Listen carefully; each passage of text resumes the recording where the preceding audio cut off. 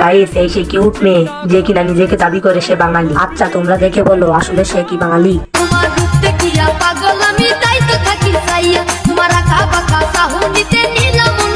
আস্তে দেখো বন্ধু আস্তে দেখো, না হলে তো ক্রাশ খেয়ে মাতাল হয়ে যাবে।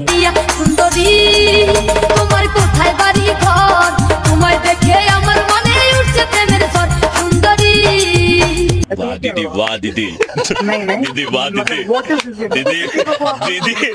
আচ্ছা গাইস যদি সাহস থাকে তাহলে এই মেয়েটির কথা মনোযোগ দিয়ে শুনুন। ছেলেরা রাতে ঘুমাতে ভয় পায় বলেই আমরা মেয়েরা বিয়ে করি, না হলে জামাই আহামরি কিছুই না। গাইস এ মনে হয় জানে না যে নাঙল ছাড়া কোনোদিন জমি চাষ হয় না। কি গাইস আমি ঠিক বলেছি না?